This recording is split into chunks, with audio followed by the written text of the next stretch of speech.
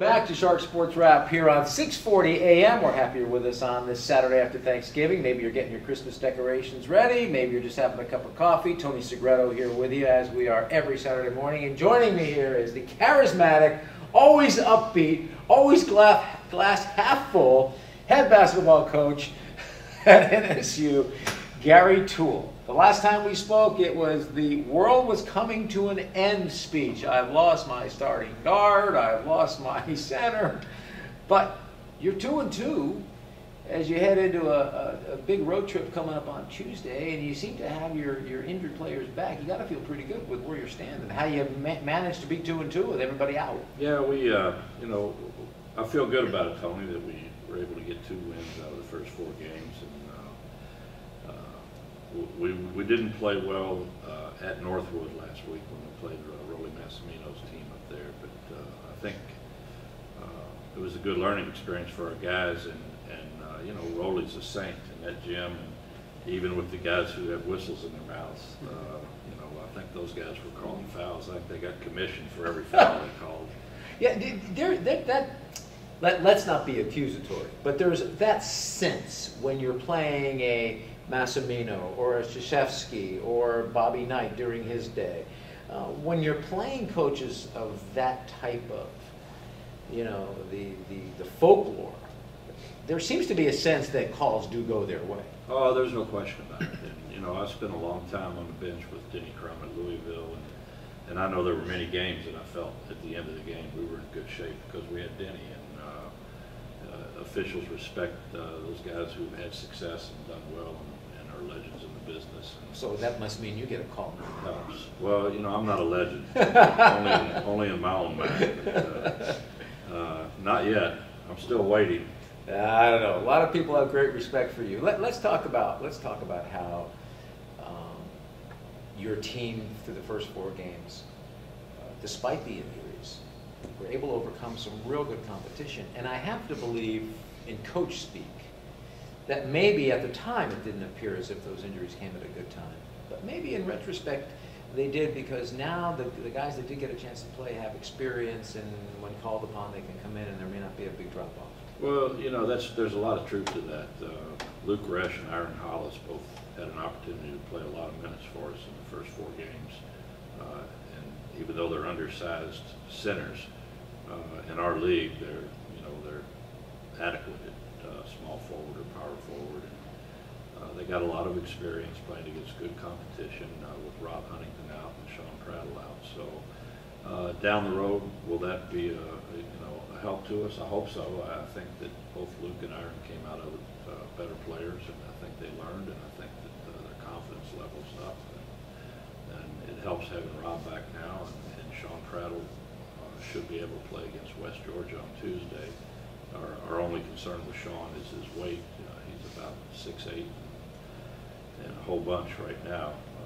But we're trying to get him in game shape, and we think he'll be a contributor when we play at West Georgia. He thinks a balanced meal is 2 double cheeseburgers, 1 in each hand. And, we've got to do something about his diet, but his conditioning is not great. But he'll be a help to us because he's a big wide body inside. So, yeah, I do agree with you. I think Aaron and Luke both probably more than anybody else benefited from the guys that were out, and we had an opportunity to play Justin Jean Girard at guard a lot with Jacob Reed on the sideline. And Justin's a freshman from Weaverville, California, which is a place that's so small. I think their art museum's a painted turtle. I'm not sure. All right, that's it. That's it. We've got it. We're gonna put together by probably week 6 or 7. We're gonna put together. Ron Hersey's back in our studio here. Put together, Ron, all these one-liners from Gary Tuell. Okay, so the first week, the line was, you're either the pigeon or the statue, and you felt like in week 1 you were the statue. Yeah. And now Weaverville, California, the town is so small, you think that the art museum is a painted turtle? I do. I really do. I mean, they have a 7-Eleven. They don't have a McDonald's, but they have a 7-Eleven. It opens at 9 and closes at 6, but it's a 7-Eleven.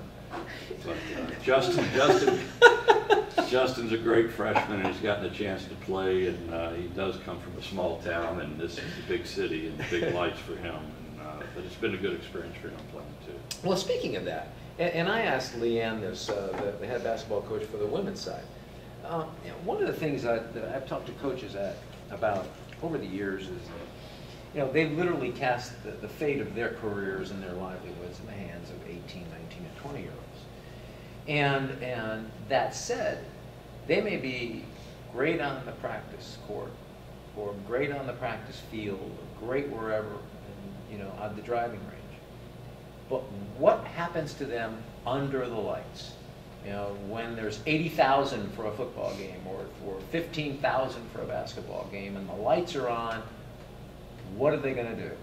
What have you found out about your team? Well, mostly our guys throw the ball up in the stands. I mean, that's we've had so many turnovers that we ought to rope off the first 5 seats because somebody's going to get hurt out there. But isn't that true? It is true. I mean, they're comfortable in practice every day, and they're comfortable when they play against each other.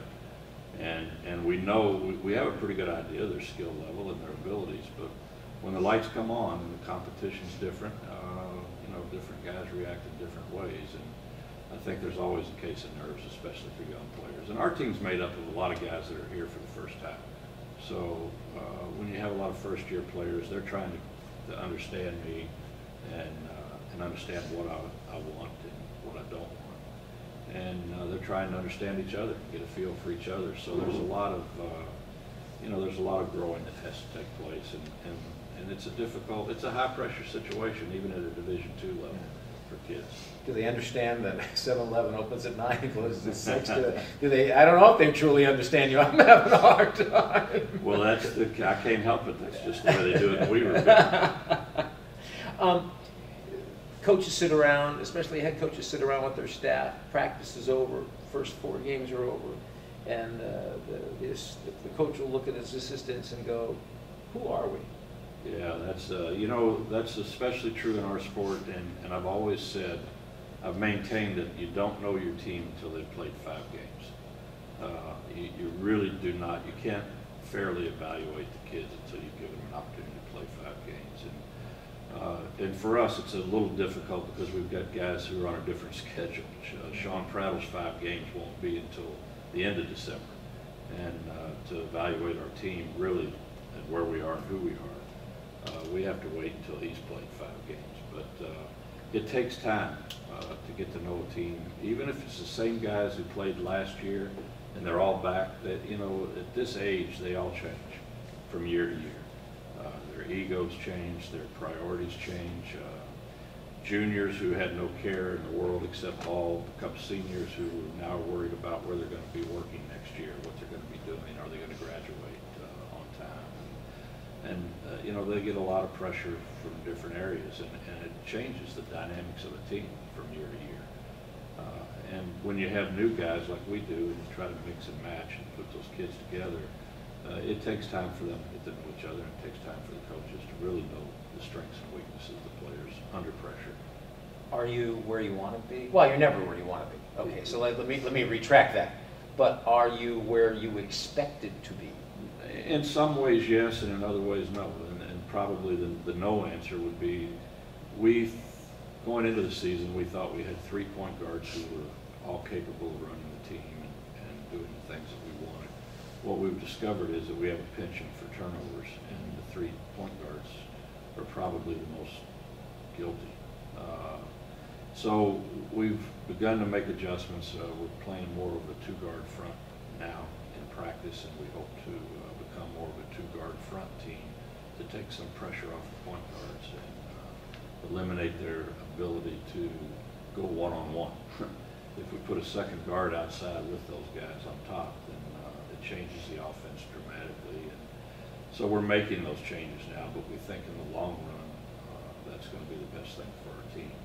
And as our point guards grow and get experience and get better and play at this competition, at this level, then maybe we can go back to playing a 1-guard front eventually. But we are making adjustments and changes based on what we've learned from our kids. How have you seen the program grow since you've been here? Oh, wow. Well, the facilities obviously are dramatically different. the enthusiasm for the team on campus, the recognition that the program gets is dramatically different than it was when I came here.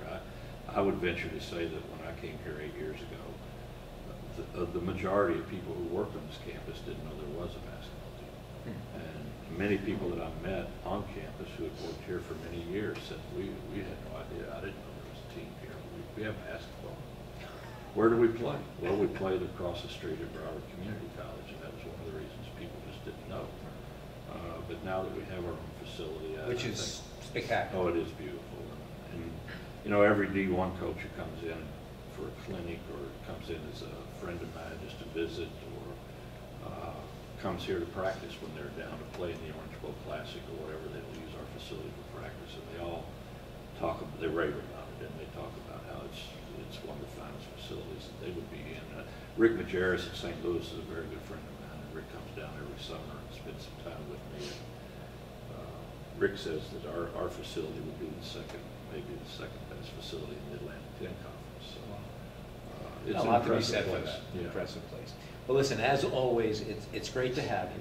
Great to be here. And you always brighten my day. Good. And I hope you had a good Thanksgiving. Wonderful Thanksgiving with my wife and my 2 stepdaughters, and our team had a meal at Brent Armitage, our freshman guard from here. We had a meal at Brent's house with his mom and dad, and we had a great family gathering there, and we've had a lot of fun. Well, we have a lot to be thankful for. We're thankful you're here on campus, and we're thankful that you can give us the best one-lines ever. Good. We're just going to keep adding them. We're going to put them in a file, and we're going to one day we're just going to bring them all out and put them together. Well, you got to laugh in this business, don't you? You're darn right, because if you don't laugh, it could be a long day. Yeah, you got to have a sense of humor. Gary Tuell, head basketball coach at Nova Southeastern University. We'll be right back with more on Sharp Sports Wrap on 640 AM.